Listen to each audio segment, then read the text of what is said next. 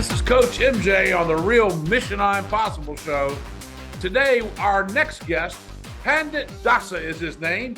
He is today an author, but he was a former monk, if you can believe that. And we've got him on the show to find out what's that all about, what was it like being a monk, and what is his outlook for today. Pandit Dasa, welcome to the show. Thank you so much. Thank you, Coach MJ. I'm very happy to be here. Well, we're honored that you were able to accept our invitation, and we'd just like to get right into it because I know your time is valuable. One of the things that you did is in your lifetime is you spent 10 years, is that right, as a monk? Well, it was actually 15 years as a monk in New York City. Well, that's got to be the most unbelievable thing for us to imagine out here in civilian land. First of all, to know that there are monks who live in New York City, and just to immerse yourself into that world for 15 years in one of the most materialistic countries on the planet Earth. Yeah, it was definitely quite an experience. And, it's becoming a monk, it's never something I planned to do. I don't think anyone growing up, anyone who's ever spent any time in a monastery, I don't think they've ever planned to do that. It's not something that's part of people's plan. Maybe some part of people plan on joining the army or the armed forces, but never becoming a monk, right? So that's not something we plan on. And it wasn't anything I planned on either. It happened through a series of events in my life. A lot of them were ups and downs. And during the down is when we do a lot of thinking about our life. So, one of those down moments were when my parents had a multi-million-dollar jewelry business in Los Angeles, and when we lost everything.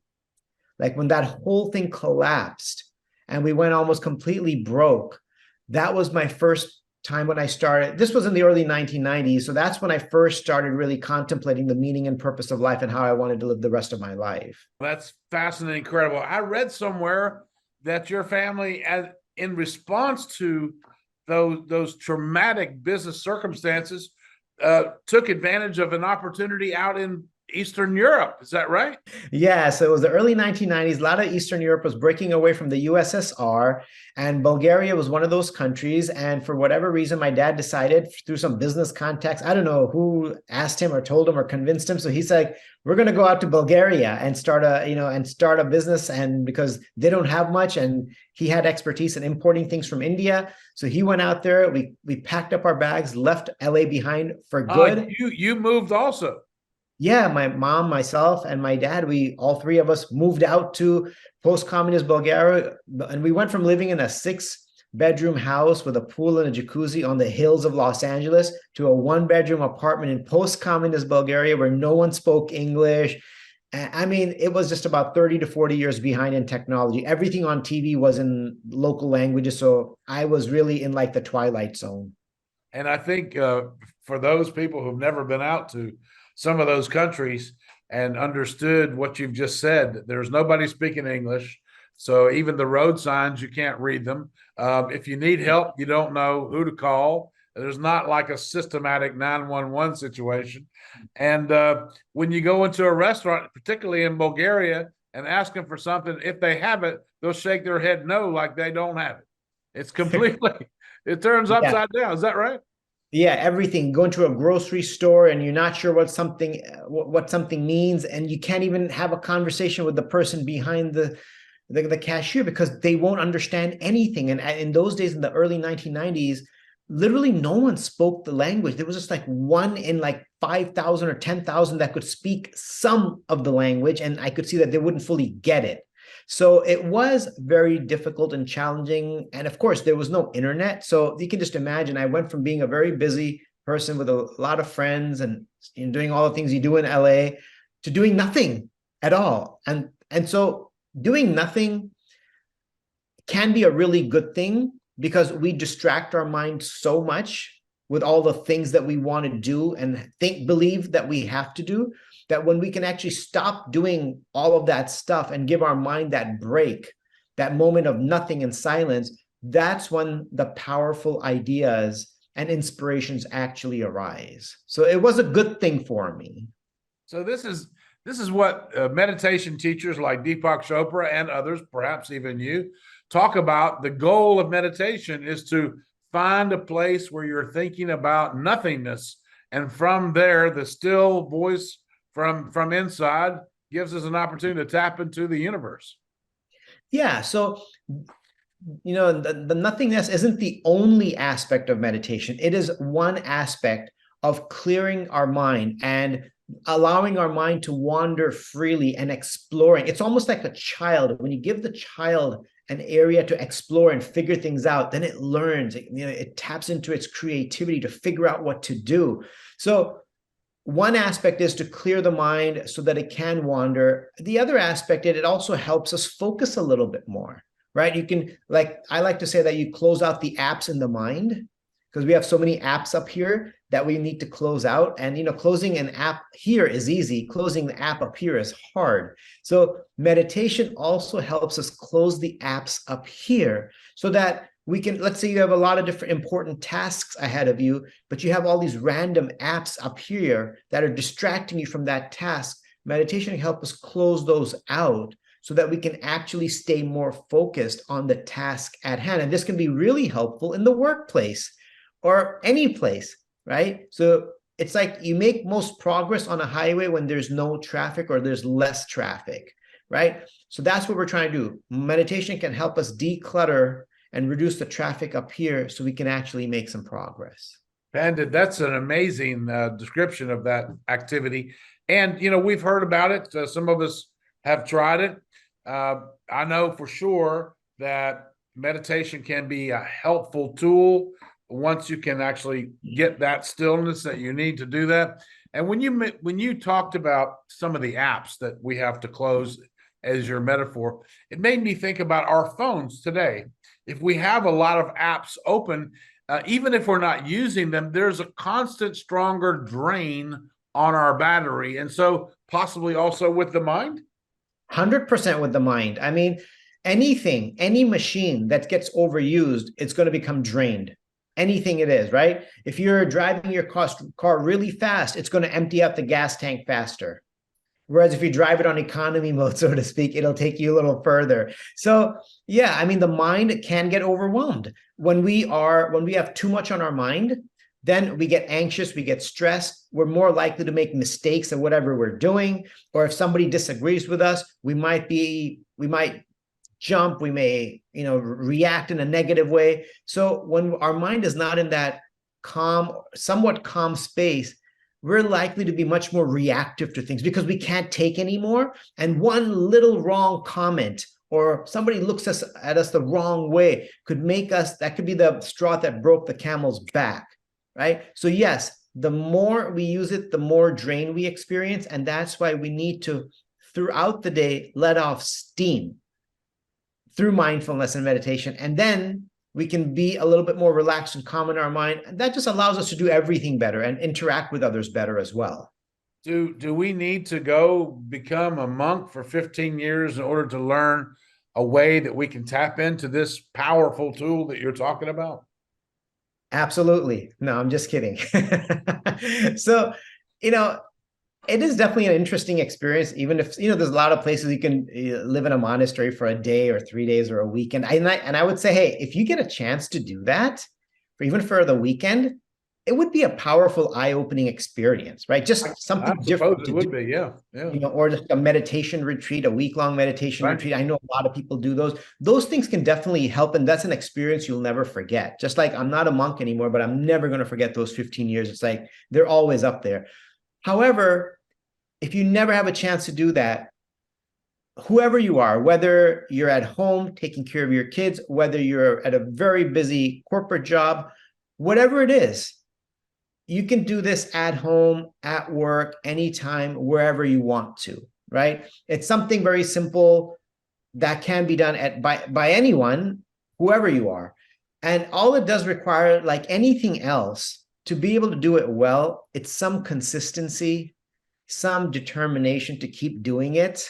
And it doesn't have to be really long stretches of time, right? A lot of times people think, oh, it's got to be like half an hour. I've got to do 30 minutes every day. And I see a lot of teachers recommending that. And I realize that people aren't, because, I speak in corporations all the time. And I used to recommend 10 to 15 minutes. And the next time I'd go there, I'd realize that no one's really doing that. And because they did it for a little while, for like a few days or a week, but it was overwhelming. 10 to 15 minutes doing something for 10 to 15 minutes that you've never done before, and you don't have any guidance, and then you're not sure if you're doing it right or not, and then you get discouraged and you stop. So now what I'm doing is I'm just recommending people just to do it for 1 to 2 minutes, maybe a couple times a day. So just break it up. So if you want to do 10 minutes, why don't you break it up as to into a couple, 1 to 2 minute segments a few times a day? Unless you can do 10 minutes straight, 15 minutes straight, go for it, no problem. But the thing is that we have this, a lot of us are type A personalities. We don't want to be a type A meditator because that won't work. Right. I want to get it done, and I want to get it done now. Yeah, and that's not the way to approach it. Right. So, you can learn it. It's very simple. Basically, it just involves a few different types of breathing exercises, focusing exercises, just to get our mind in the present moment and in the right space. I wonder, I'm just going to take a shot here and, just go for a 3-pointer. Could you walk us through, just kind of take us through a 1-minute opportunity to set this up on how we could just do our own meditation practice at home, just to give it a shot? Yeah, sure. So we can start by closing our eyes. All right. Now, if you're driving, folks, hold on a second. You need to pull over to the side of the road, put your blinkers on. Okay, go ahead. Yeah, so we start by closing our eyes, and we then bring our mind to the present moment. And we can do this by feeling the weight of our feet pushing down into the floor. And now have our mind focused just on the weight of our feet pushing down into the floor. And this just helps us mind focus on one thing as opposed to the 10 things. And if we only have a minute, then go ahead and take 5 really deep breaths. And the breaths should be such that they fill up your lungs completely. Deep breath in, lungs fill up completely. And then when we exhale, exhaling thoroughly and completely emptying out the lungs. So 4 more times, deep breath in, again, fill up the lungs completely, and exhale completely and thoroughly. So what this does, this helps us reduce our anxiety. It helps us calm down. It helps us get better perspective on whatever the situation that we may be struggling with in the moment. And it can even help regulate our blood pressure. And then once we finish these 5 breaths, then we can take a moment to think of one thing that's happening right now, that's happened today, that we're grateful for. Gratitude is an essential part of meditation. Think of something that we're grateful for, because that helps us shift our mindset. If our mindset was thinking, oh, why isn't this happening to me? Why did that happen to me? Well, let's think about the positive that did happen. Take a moment of gratitude, take another deep breath in, and slowly open your eyes. And that can be done in about a minute. Thank you for inviting me onto your show. Thank you. That was awesome.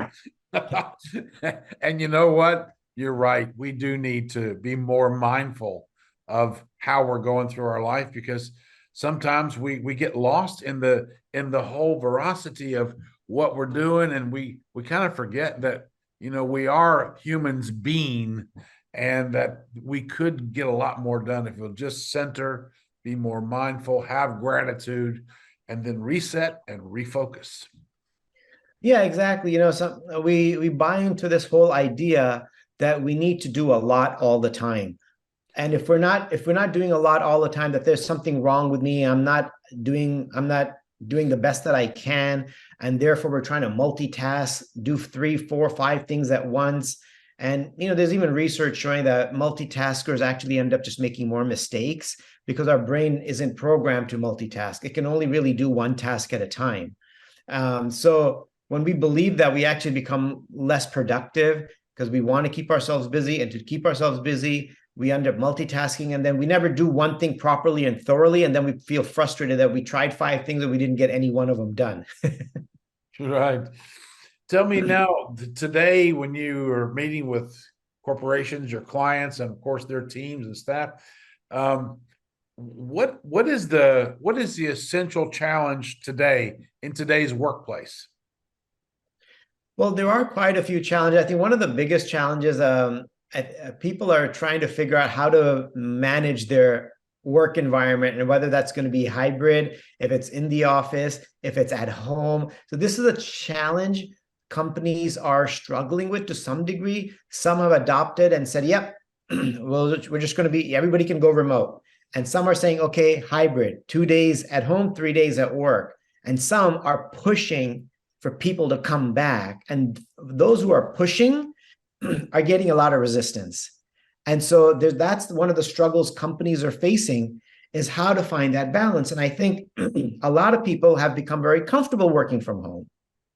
And it's also showing that they're getting as much done as they would as if they were at work. Now, companies are concerned that by being at home, they're not developing the positive relationships with each other that they would normally. And sure, that is a concern, because having those positive relationships really helps projects move forward faster, because there's greater trust.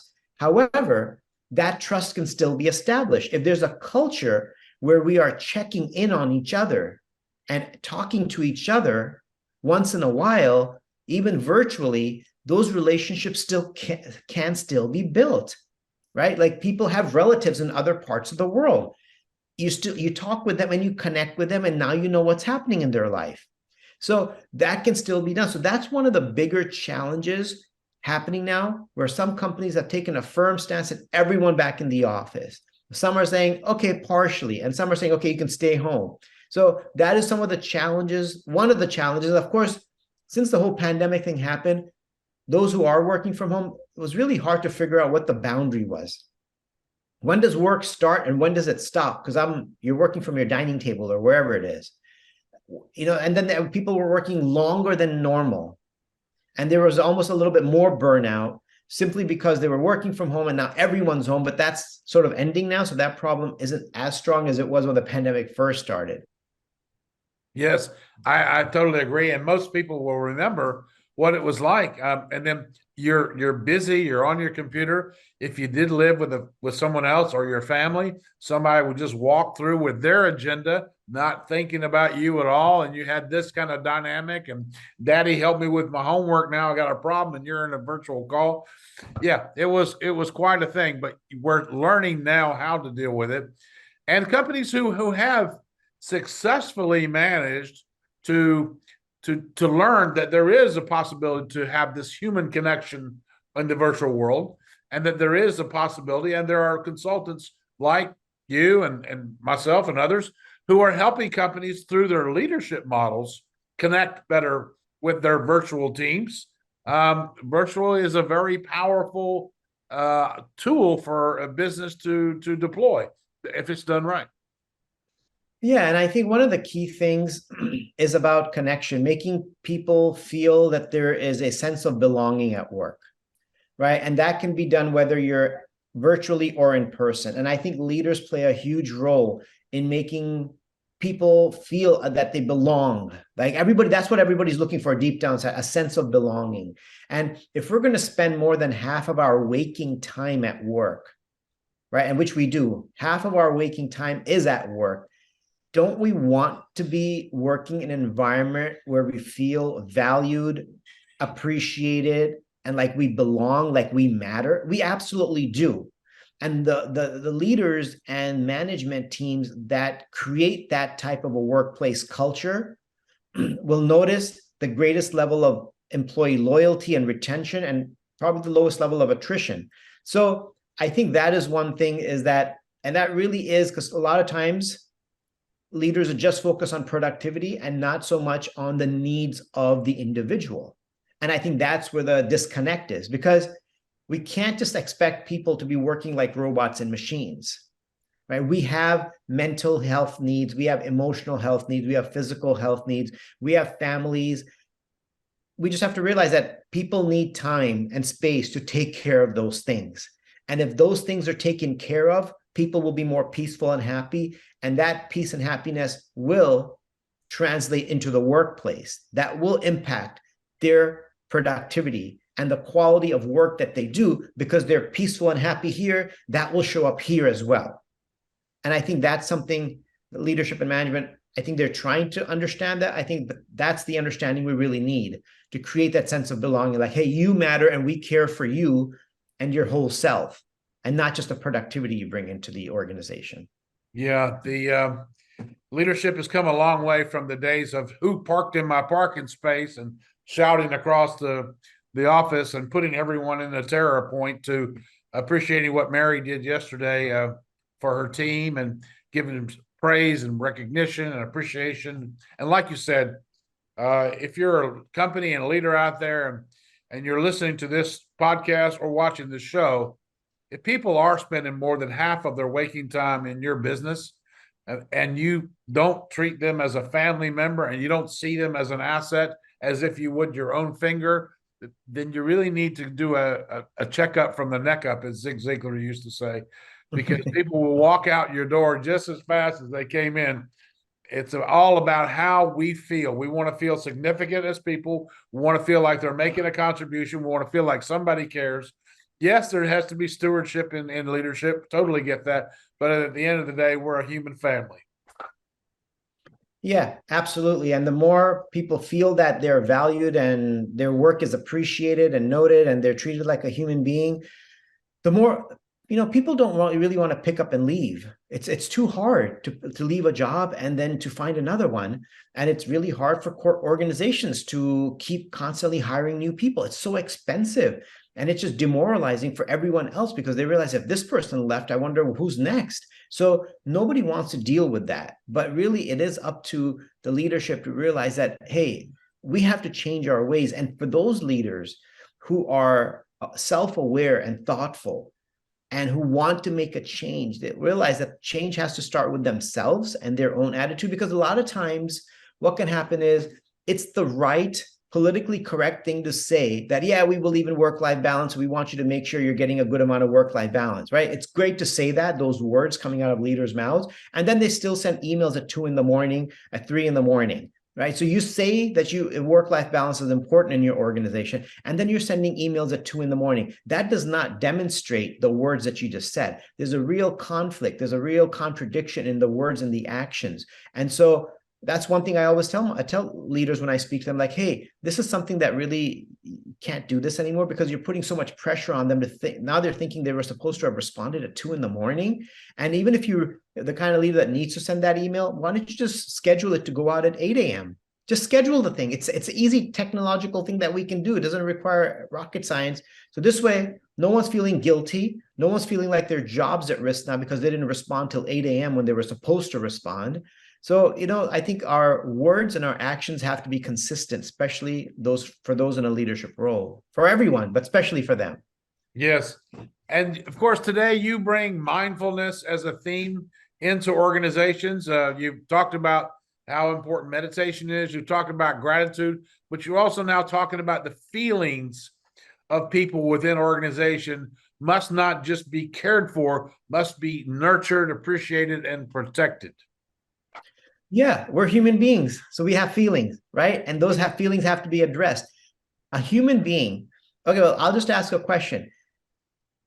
Whenever we've done a lot of work, put a lot of effort into a project, and we haven't heard any appreciation, how demoralizing is that? Whenever I'm speaking to a live audience or even virtual, and I ask them this question, I'm like, how do you feel when you're not appreciated? Oh my gosh, you should see the responses that come back, because it struck a nerve, right? Because we've all been in that situation where we did a lot, didn't get any appreciation. And people say that, yeah, you feel discouraged, uninspired, unheard, unmotivated, and like, I don't want to put that much effort into the next project. So these are all things that hurt feelings, right? Neglecting someone's work and contributions is very hurtful. It's not just hurtful when somebody says something hurtful. It can be equally, if not more, hurtful when we're just neglected and indifferent towards the contributions of others. And so it's really devaluing them and demoralizing. And that is one of the reasons why this phenomenon of quiet quitting is taking place, where people are checking out, doing the bare minimum because they're going to get paid. That's not the only reason that's happening. Some people just may not want to work too much. But one reason is when people are not encouraged and inspired and appreciated, they're going to be checking out. They're going to do the bare minimum and get their paycheck and be out of there. Yes, 100%. And of course, organizations who ignore this advice, then they become the number one recruiters for their competition, because all they're simply doing, they're bringing their agenda to work, saying, I'm the leader, I'm the boss. And oh, by the way, I never got much recognition or appreciation when I was a kid. There's no reason for me to dole any out. You don't know how tough life is. Well, guess what? They're going to be lonely, lonely, lonely leaders. Yeah, exactly. And that's a miserable position to be in. And also what's happening is they may be setting the tone for the next person to be the leader who's going to do what they did. Yes. And that cycle continues on and on and on. And so until you get a thoughtful and mindful leader who wants to break that cycle, which happens. Yes.